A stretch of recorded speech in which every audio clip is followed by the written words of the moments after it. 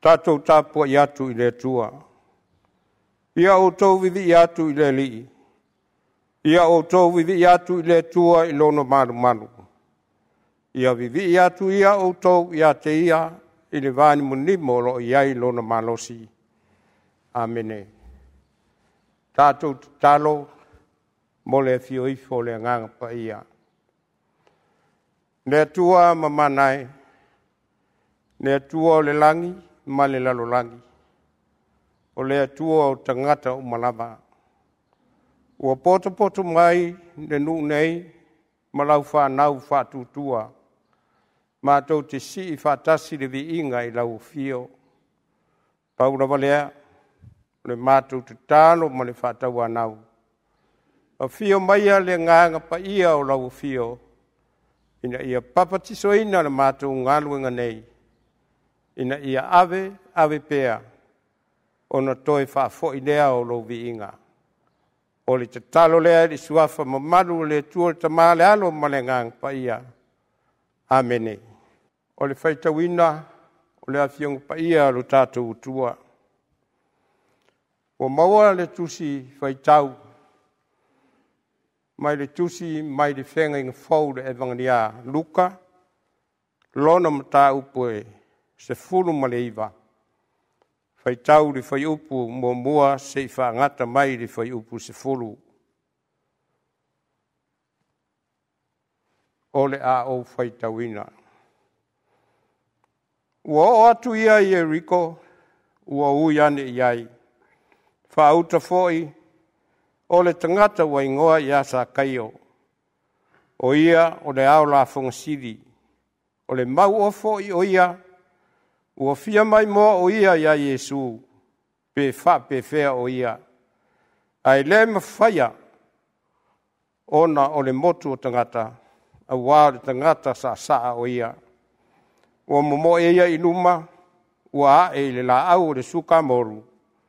E wawa ifo ia ia te ia, a wā o le aui ane ai.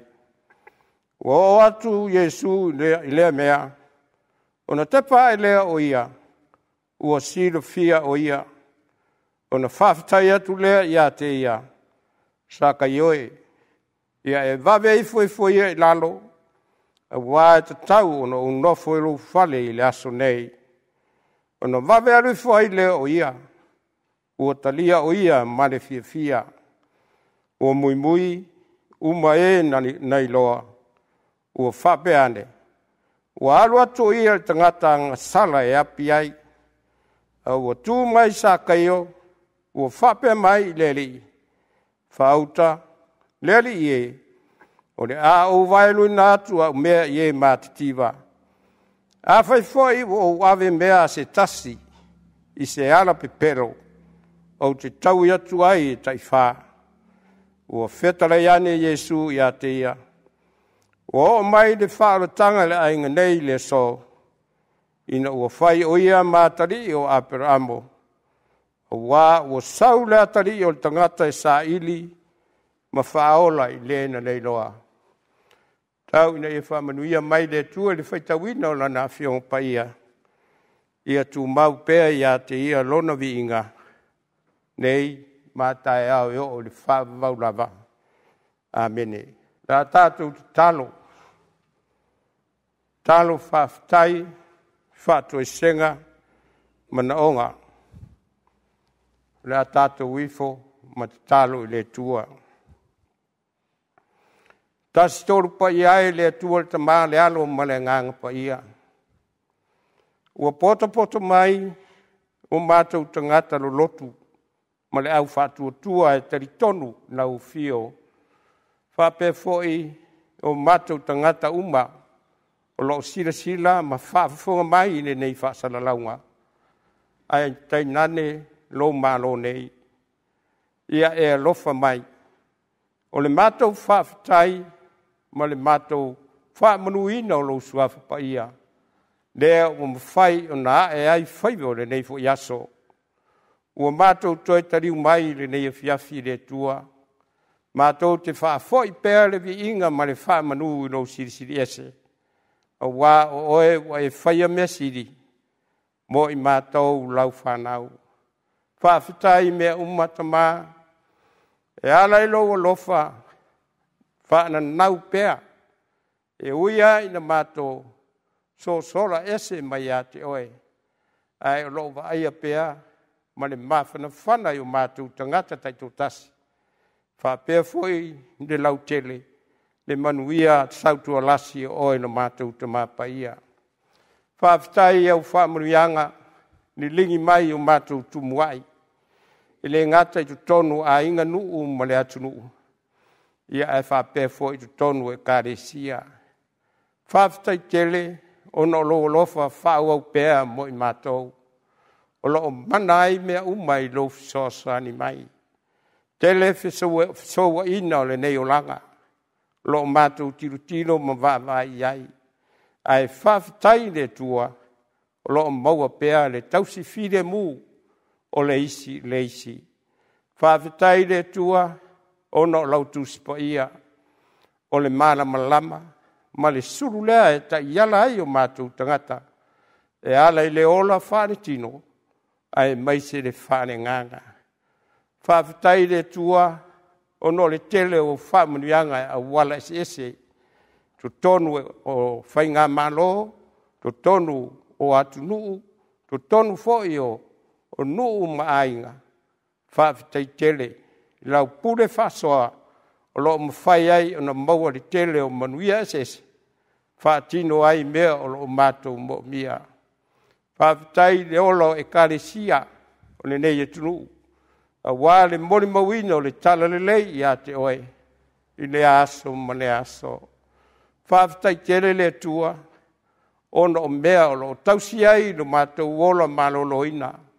Ma whaatino ai fe au mangaruenga, ina ia whau au pea, au mātou feola ai le nei o langa le tū mau. A le mātou whawhitai siri, o le whaoretanga lea Iesu Keriso, lo walu pele na malingi nungo le sa tauro, e mama ngalo ai e mātou wangasala. Ia, taritonu, mātou te o atu i unuma, o i mātou, o ni au mani tangata se pea, tele no mātou wola maasi yasi lau siri whangati. O ni au e solo muri, e fe momo wai, o mātou manatu mo mātou langona. O le ala fo i lea, o le mātou le no nofo fe arufani, au o tele o na mātou fe tine iai. A mata mai tonu a inga nuu ma le atu nuu. Ia ma le tele lava o mātou tangata i lea mea ma le mea. Mātou te talo tama o oe lava o na mātou manu ma na mātou surufa inga. Ua na oe lava, e te sira fia le tangata malana. E te sira fia foi a mātou wā mionga, mua mātou tuina naunga, whaia i le aso ma le aso. Paulawa lea o le mātou wole ma le nganga, wha mau lalo. A lofa maia le tamaro whai. Ia e wha mangalo ina i mātou. E ala li totu pa ia o Iesu Keriso, lo walo pere na maringi rungo le sa tauro. Ina ia ngalo mātou tangatang sala. Ia tatalo le ne yaso, pei ona mātou tāpua i atuai. Wa vea maaso malolo, e whailonga e whetaro loa iai, le tala le lei le whata whaitauranga ma le whata whaitauranga. E momori, le whawhitai ma le whamanu. Whapena foi le toitu atu le mātou malanga whauau.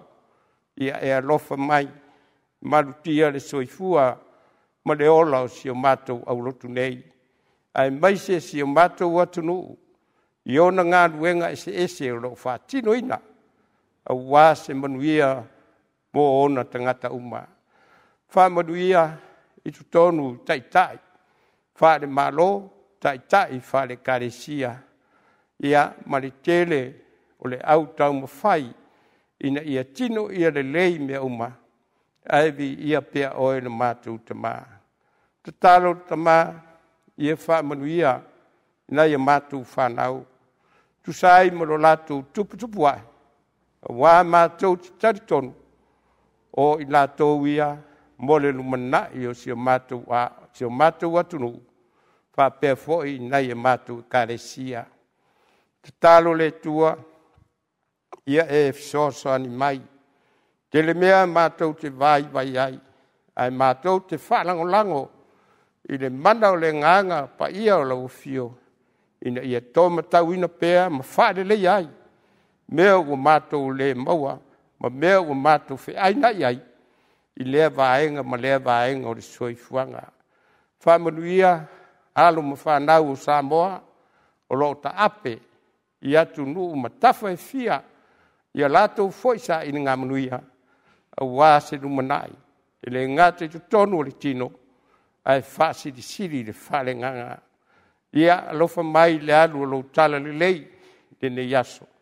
Ia maua ni nganga se tele, tari tonu ma whatu tua ia te oe, e ala i lau whaaro tanga. Whatasi mai le ne yaso, wā mātou fuafuanga whai, ia lawe ina i mātou. Le mātou fo launga whaau au pēa, wā foi tāpenanga i te tonu e karesia, i so se mea wale anga i mo le whaiunga le nei tausanga, ia maru puipuia si o mātou wola. Whamanuia i karesia wao e whakasā, i ona vaenga ese, mai e mātutua, te maa o latou taita ina le ngā ruenga, se i o lava i na mātou whanau. Ia alofa te maa i e iai e o whamanuianga. Wā fo i porokalame, ma fuafuanga, o wā se ati nai manuia o rau karesia, ia e vai le tangata. Ai whamoe moe ngā rua le mana o le nganga o lau fio, e manuia ai ma taunu uai i le fia, ma le oli mai a te oe.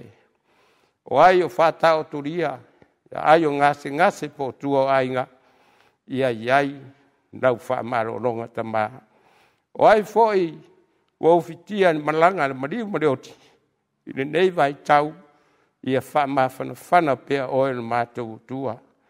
Te tele o atunu, ua whetau wai ono o le whao le pure, ia le tua, o oe o le tua o le whire mū, o le tua anga le lei, ia e alofa atu ma e alofa ifu, ia maua pea le saurotonga fia ia te oe, e whaamanu i nai lo suafa pa ia. Ia o na mātou te talo lea, ma le mātou o lenga. A lātu suafa mamaru i Jesu Keriso, o le mawalau o tūne ainei. Amen. Le a tātou pese se lau fitu sifuru fitu.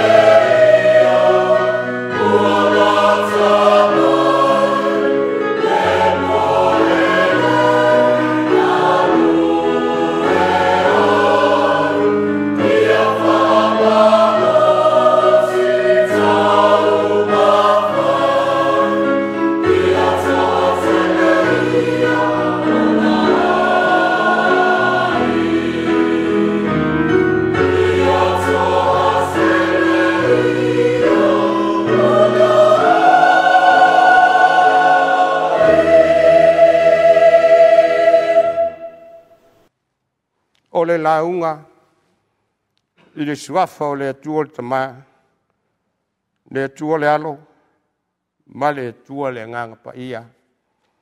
Amene. Ua maua na matua ma le tusi sa whaitauina mai le whenga whau. E vangani a luka, ta upo e sefulu iwa. O le whai upo e iwa, ma le whai upo e sefulu. O le ale a toa i ai lona whaitauina. Ai whapea lona whaitauina. Ua o mai le whaarotanga i le ainga nei le so. Awa ua sau le atari o tangata. E sa ili whaola i le na leiloa. Ai whai mai na manatu au tū. O tuina i ai. O Yesu o le whaavae lea o le whaarotanga.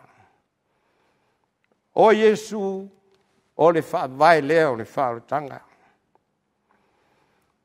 Mai le vaenga mua. Ua whaari manino mai le apostolo Paulo. I le mua le kolonito lona mta upo e tolu. A lona whai upo e se furutasi. A waende mawhaia e se tasi. Ona tu se isi whaavae. I le ua uma na tu ina. O Yesu Keriso. O lona wingala. Po ai lava se tangata ata mai. Se tangata mamalu. Ma ua ma mawalunga sona tūlanga i le ainga. Tu tonu le nuu ma le malo. Ai maise le karesia. Nā te le mawhai lava. Ono suia le whaavae lea wa avea nei ma manatu au tū. O Yesu. O le whaavae o le whaarotanga. E tasi lava le whaamoe o le tua. I lana e kare sia i le lalolangi atoa. Ia maua e tangata uma le whaarotanga. E au foi e kare sia Kirusiano. Ona toe whetu nai muniao. E ala i le toe Pesui a inga o ni whainga. Mani ilo a lātu whaavae. Ina ia tāla whenga i pēa ma le whiau. O le whaarotanga. Mana tua. E pūlea le whaarotanga. Ilo i longa ma so swinga. O le whisiri nā ua tūlei mai. O le a e le whaarotanga. O tā ua le matua. Mua. O le whaamangaro ina o angsala. Ma le tatala ina o tātou noa tanga. Ona o le angsala. Lua. O le lilu ina o tangata mai pongi sā. I le malama. Ma le tōru. O le suia o le tangata tuai. E whai ma tangata fau i a Keriso. O le tangata moni ua whao leina. Ua ia talia ato toa le lofa tunoa. O le pule a lofa foai fua lea le tua. Mo tangata uma. A leo ua sapi ei le to ina. O sa kai o malona aina. Toi wha fonga foi le tātou mutua. Ua o mai le whaarutanga le ainga nei le so. A wā ua sau le atari o tangata. E sa iri. Ma whaola i lena le iloa. Mai le tusi sa tātou whaitauina. Sa whaitauina mai. Ma tau whaafonga ai. E vangaria luka. Nona mtau po se furu iwa. Mua e o se furu. E whapea. Ai lava na ole whaalong so o sa kaio. I le aave o tala i a Yesu. Ma wawenga o fofongia na ia whaia. Ai lei wa ai tino lava i a Yesu. E wha maunia lea i le foi upo e wha. Ua momoe o ia inuma. Ua ai le la au o le suka moru. e vaai ifo ai ia te ia. A wā o loo uia ne ai Yesu. O sa kaio, e leo se tangata whātau waa, ma le tau o loa. O ia o le te lona siri, o le au la fonga siri, i le ofisa o la fonga. E tele ana tupe mauna tamau ainga. O ia foi o tangata ma malu, ma whaalo alungia, a o leo ua e lungo le lau. Ona ole fia mata ia Yesu. Ona ua nau sei mai moa ia Yesu. Pe whape whea o ia e pe ona tā ua le foi upu e tolu. O te nofo pea ma o wafo. I le mea na whaia sa kaio. I le ae mā tila, ma tila ifo mai lungo le la au. A o lea sira mi o le afe ma afe. O tangata Yeriko. O se vaenga na maofa ai le tōtele. Whai mai nisi.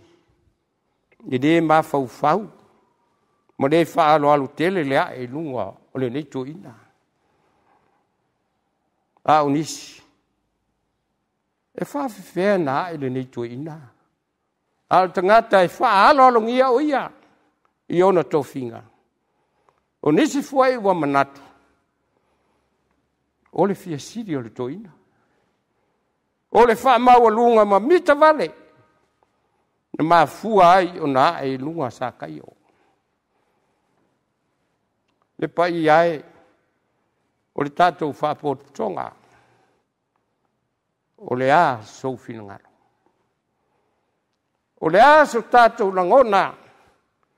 I le tia mati le tira mai o sa kaio i lunga le suka moru. A o fio ifo Yesu i lalo le lau. Ia, o le tala lava le. A le lo matua, ia. Pule lava le tama le lo matua, ia. A o le launga lava, ia.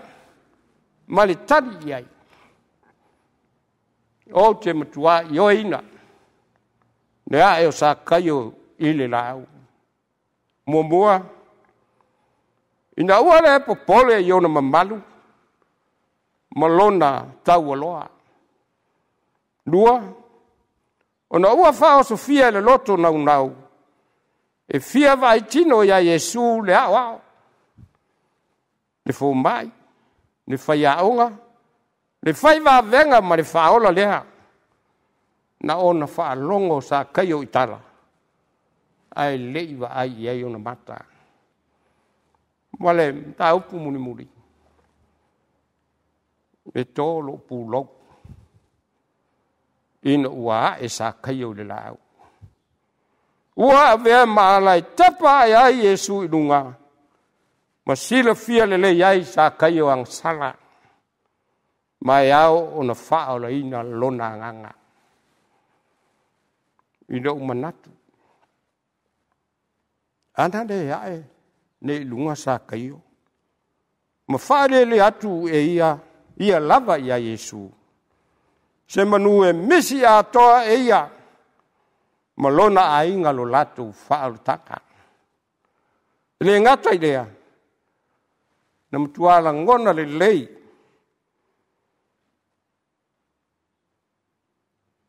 E ona talinga e lua.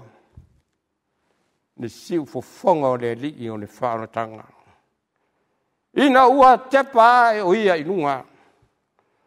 Whai mai Yesu, saka ioe. Wawe ifo ia i laro. Wa ta tau ono unofo i lo fale le aso nei. Usoe o le tala le lei. Male pa ia o le au whatu tua, i le tua e ana le fofuanga o mea uma.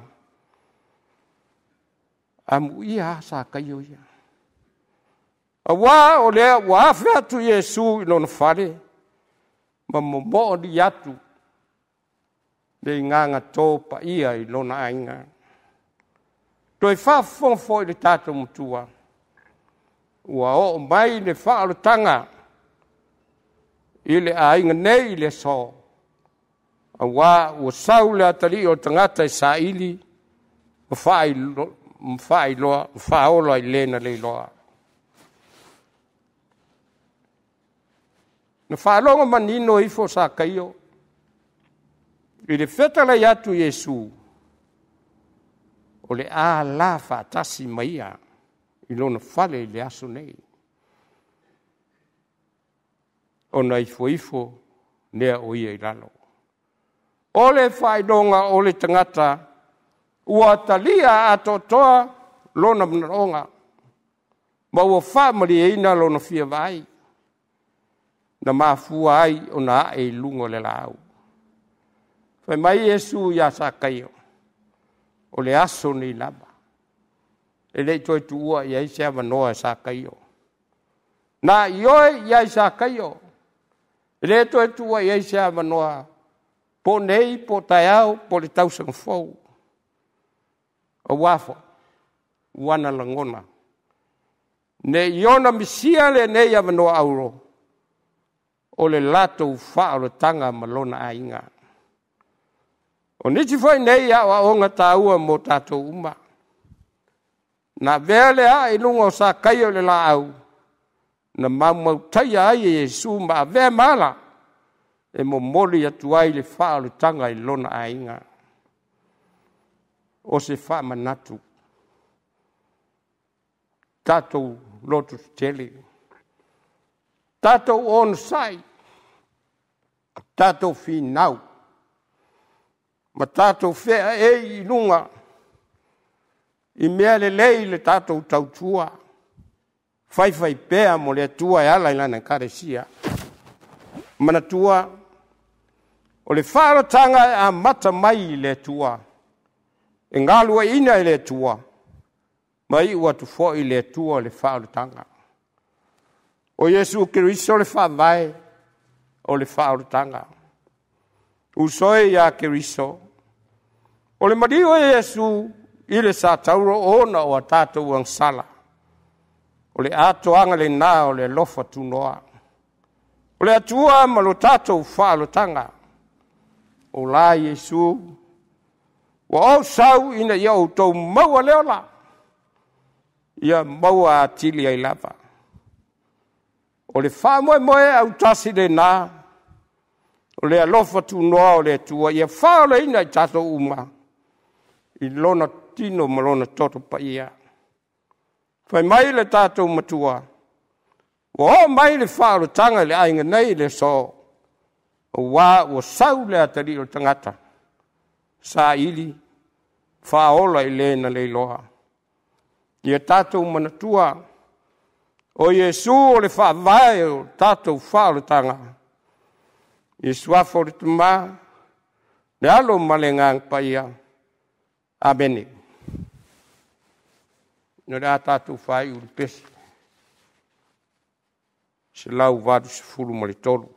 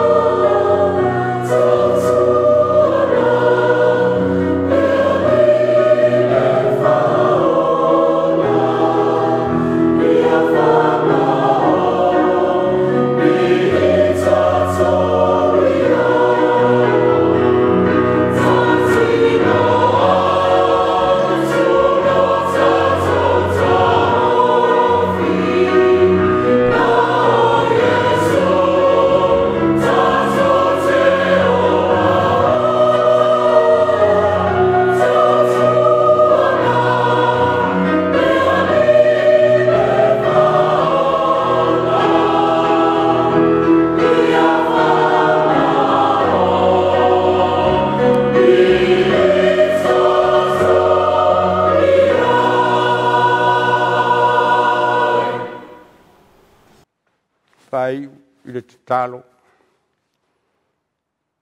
Ua umanei le mātou ngā ruenga, tamā. Ua mātou whātaritari I lau whetalai mai.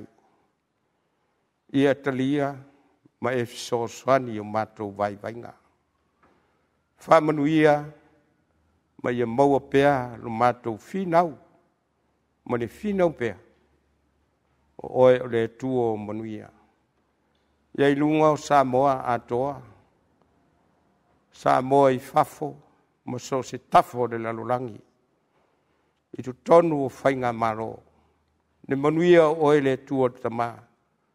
Le tua, le alo ma le tua le ngang paia. Nei mata e au o le whavaurapa. Amen.